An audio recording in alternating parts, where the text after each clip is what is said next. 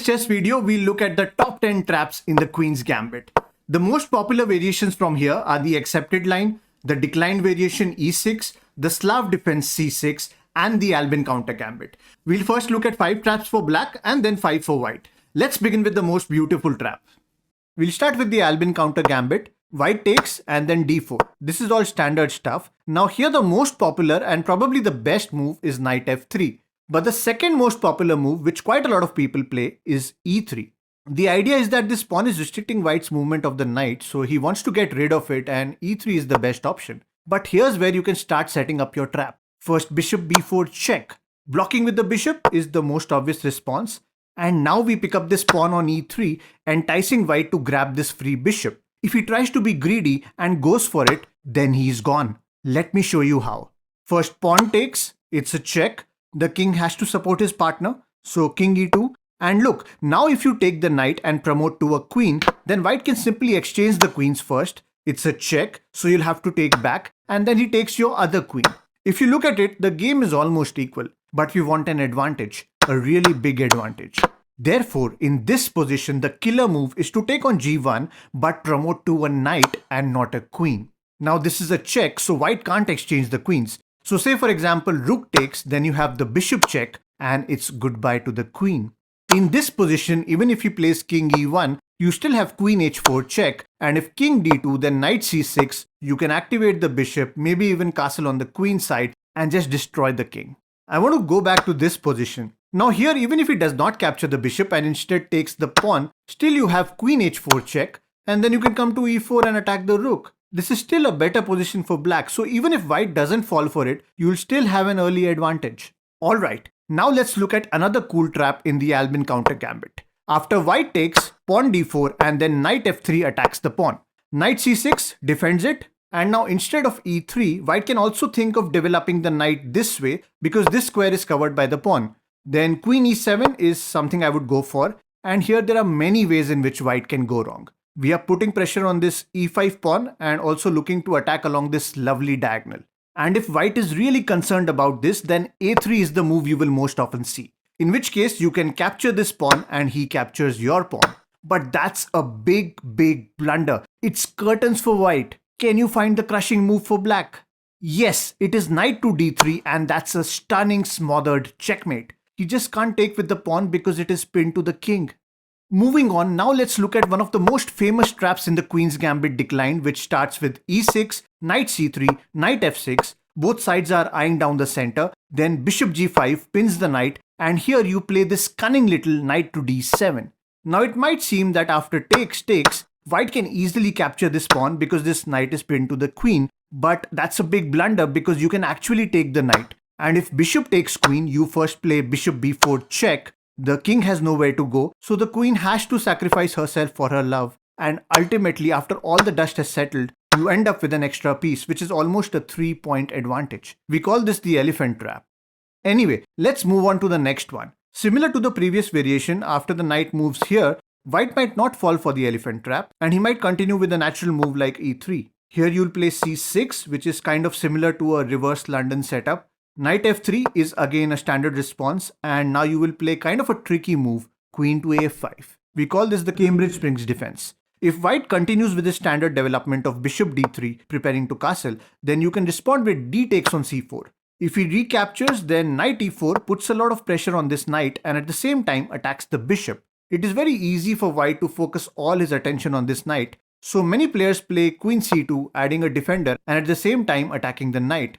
But they miss the fact that after takes, you have this sneaky little queen which can gobble up the knight. I can't even tell you how many people fall for this.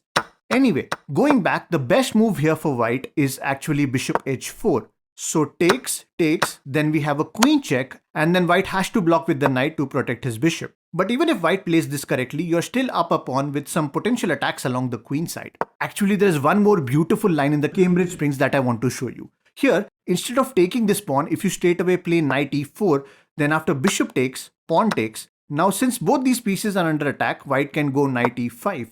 And here if you decide to take, white will obviously recapture. And now many of you might straight away just go after this free pawn. But that's a big blunder because white has this stunning move, queen to d8, and that's a brutal checkmate. So be careful about this knight e4 variation. Anyway, let's move on to our next trap. This time, after we decline with e6, knight c3, and here we go for c5, the Tarrasch defense. We both capture towards the center. This is the Skara gambit, and then white takes on d4, also defending this pawn.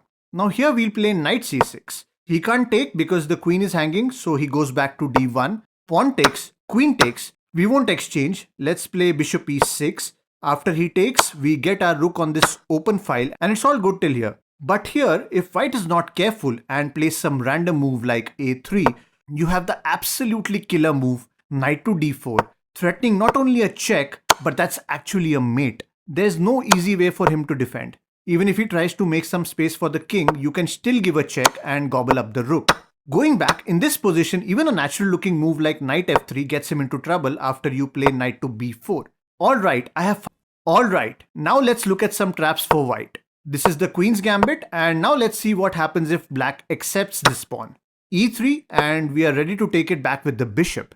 Ideally, black should just forget about this pawn and focus on his development, but if he is desperate to hold on to this pawn advantage, then he can try b5. We have a4 attacking the defender. Now there are a couple of ways he can defend this pawn. a6 doesn't work obviously because after takes, you simply capture the rook. Now what if he plays bishop d7 in this position? Well then takes, and now you can play knight c3 attacking the bishop. If he goes back, then you might think black looks fine because bishop is defending the pawn and this knight is defending the bishop. But white is just crashing it. Can you find the winning move for white? Yes, it's queen f3. Now he can't move his knight because then the bishop is hanging, so c6 is the only option. But now the knight is overloaded, so we can play the killer move, rook takes bishop. And look at this, knight takes and then it's a check. Believe it or not, queen d7 is the only legal move. We take the rook, again blocking with the queen is the only option. So we come back and this time we pick up this horsey as well. We've just wiped off the entire queen side in the last 3 moves. This is clearly winning for white. Let's go back. Now in this position, if he defends with c6, then it's the same idea. Takes, and again queen f3 attacks the rook and you ultimately pick up the knight or the bishop. Now in the queen's gambit accepted line, let's see what happens if he's smart enough and he just develops naturally. Knight f6, bishop takes, and then many black players want to fianchetto their bishop and castle on the king side. So g6, and here you play knight f3. Now when he plays bishop g7, you play this amazing move, queen a4 check. Now there are a variety of ways in which he can block this check and almost all of them get him into trouble apart from one. But let's start with the most common moves. I'm sure many of you are thinking of bishop d7, very natural, attacking the queen. But then queen b3 attacks 2 birds with 1 stone. Even if he castles, you can put serious pressure on the king side with knight e5. Anyway, so bishop d7, not that good. Now what if he plays knight to c6? Well then again you have knight e5 attacking the knight and attacking this f7 pawn. If he castles, you just trade off the knights and you end up with a free pawn. And here if he defends with the bishop, then you simply fork the queen and the rook. Okay, let's go back. What else? What if he plays this knight to d7? Well then you have the stunning bishop sacrifice. And after king takes, then you go knight g5 check. If king e8, then this sweetie is trapped, just like this. If king f8, again it's a beautiful fork and the queen is gone. And if king g8, then we have a mate in 4. Can you find it? Here we go. We start with queen c4 check. f8 is the only safe square for the king and the threat is queen f7 mate. Therefore he blocks, we take, he blocks again and we smash him right in the face with a beautiful checkmate. Alright, now what if he blocks with this knight? Well then again you have the bishop sacrifice and again knight g5 check. If he goes back, you have the same ideas as we saw earlier. Even though now he also has this option of playing king f6, he's already in big trouble because the king is out in the open, so just go after him and finish him off. The engine gives white a massive 6-point advantage. Okay, let's go back. How else can he block the check? Queen d7? Well then again you have the bishop check. If king takes, then you have this stunning check with the knight, forking the couple. So basically he will have to move his king to d8 or f8, in which case he loses his right to castle, and you can simply play bishop b3 or even queen b3 and you should be good to go. Alright, now the only move which probably looks okay for black is c6. Although there are no clear-cut traps here, but still this is completely fine for white and that's the good thing about this trap. Basically there are many ways in which black can go wrong and unless he plays perfectly, you will most probably end up with a solid advantage. Alright, moving on to our next trap for white. Let's check out some variations where he declines the gambit with c6. This is the Slav defense. After a few natural development moves, we reach this position and then finally we exchange the pawns. And now that this central pawn is kind of isolated, that's when you play queen b3. The point is that you're attacking both these pawns, therefore black needs to do something about this. Two of the most popular responses are queen b6 and pawn to b6, but both of them are not that great. By the way, can you find the best move for black in this position? Well, believe it or not, the best move actually is to go back with the bishop, which of course does not look that great, but that's the best black can do. Anyway, let's look at the popular responses. If queen b6, then don't exchange the queens, instead just capture this pawn first. And if he takes the knight, you can take back with the queen. And if he takes the queen, then don't take back immediately because then this knight is hanging. Therefore first knight f6 check and in between move, and only after that you take the queen. Going back, in this position, the second most popular response by black is b6. And can you find the crushing move here? Well, the best move is pawn to e4. You open up this diagonal for the bishop, and now the plan is to harass the black army from both sides. So for example, if pawn takes, you go knight e5 to threaten a checkmate. e6 and bishop e6 are black's only defenses, and in any case, you will just play bishop b5 check. He'll have to block with any of these knights, and then you can play something like bishop g5. Both these knights are kind of handicapped because they are pinned and yet they have to protect each other. Eventually both these knights will fall and then you can continue your assault on the king. After e4 here, even if he captures with the knight or the bishop, it's still the same thing. After the exchanges, again we are threatening in the same way. And this is a variation where he captures with the bishop. First you give a check, then you exchange, and ultimately you pin both the knights. Moral of the story is that in the Slav defense, if black develops this bishop, which most probably he will, then you can literally finish him off in the opening itself.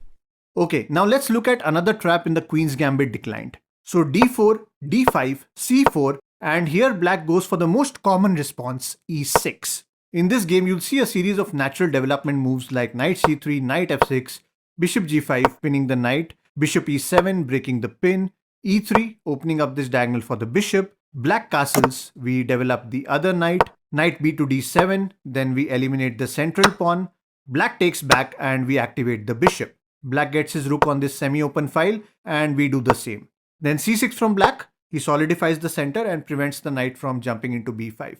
Now this is a very common setup in the queen's gambit and there could be different move orders to reach this position. Now here's where you set the trap. First let's castle, and now one of the most common moves black plays is h6. He's attacking the bishop and also making some room for the king.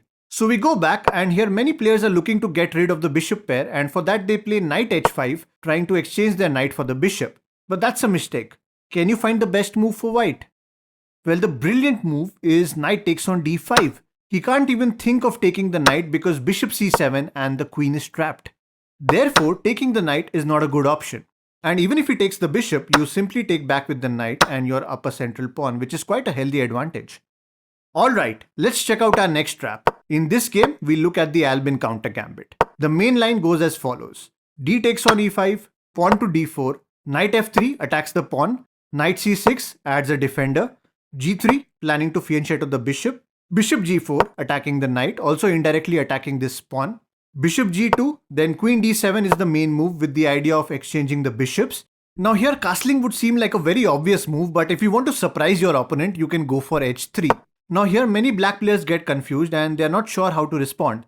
Going back would seem just a waste of a move, therefore taking the knight is the best option. Also this exchange provides black the opportunity to now pick up this free pawn. But the problem is that if he takes, then you can capture on b7. Therefore a very natural move for black is to castle on the queen side, defend this pawn with the king, and also activate the rook along this semi-open file. But guess what? Black has fallen into your trap.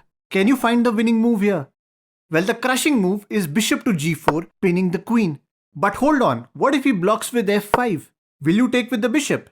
Well, that doesn't work because black can simply take with the queen. So what do? Yes, you'll capture this pawn en passant, and again we reactivate the pin, and this time there's no way for the queen to escape. Alright, so it's puzzle time. In this position, it is white's turn and you need to find the winning move for white. Do share your answers in the comment section below.